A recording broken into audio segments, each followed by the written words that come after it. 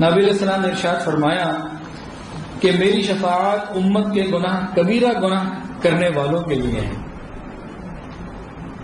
اور ایک حدیث کے اندر آتا ہے کہ جب رات کے 2/3 حصے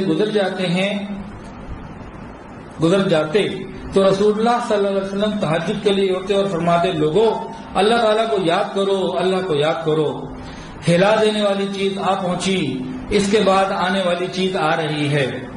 مراد یہ ہے کہ پہلے سور اور دوسرے سور کے پھونکے جانے کا وقت قریب آ گیا، موت اپنی تمام ہولناکیوں کے ساتھ قریب آ گئی، موت اپنی تمام ہولناکیوں کے ساتھ آ گئی۔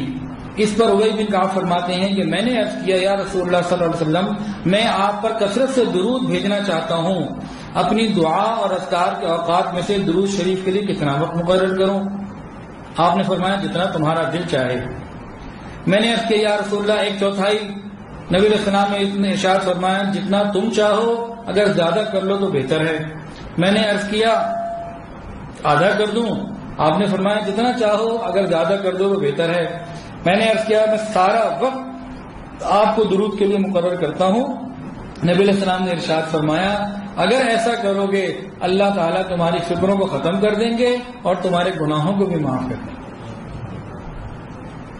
انس بن مالک رضی اللہ عنہ سے روایت ہے کہ رسول اللہ صلی اللہ علیہ وسلم نے ارشاد فرمایا کہ نہیں ہیں 2 بندے جو آپس میں محبت رکھتے ہوں اور ان میں سے ایک جب اپنے ساتھی کے سامنے آئے اور وہ دونوں حضور صلی اللہ علیہ وسلم پر درود پاک بھیجیں تو جدا ہونے سے پہلے اللہ تعالیٰ ان دونوں کے اگلے پچھلے گناہوں کی معافی کر کا اعلان فرما دیتے، معاف فرما دیتے۔ 2 بندے دین کے لیے محبت رکھتے ہوں ایک دوسرے سے، جب ملاقات کریں تو سلام دعا بھی کریں اور دونوں ہی درود شریف پڑھ لیں۔ ابھی ہم سب یہاں بیٹھے ہیں نا تو اللہ کی محبت میں جمع ہوئے تو ایک دفعہ درود شریف پڑھ لیں، اللہم صلی علی سیدنا محمد وعلی آل سیدنا محمد وبارک وسلم۔ جب 2 بندے ایک دوسرے سے ملیں محبت کے ساتھ اور نبی علیہ السلام کے دونوں درود پڑھ لیں، اللہ تعالیٰ گناہوں کو معاف فرما دیتے ہیں، پچھلے بھی نہیں اگلے بھی۔ اور ابو ہریرہ سے روایت ہے کہ رسول اللہ صلی اللہ علیہ وسلم نے ارشاد فرمایا جو شخص جمعے کے دن 80 مرتبہ مجھ پر درود بھیجے اس کے 80 سال کے گناہ معاف کر دیے جائیں گے۔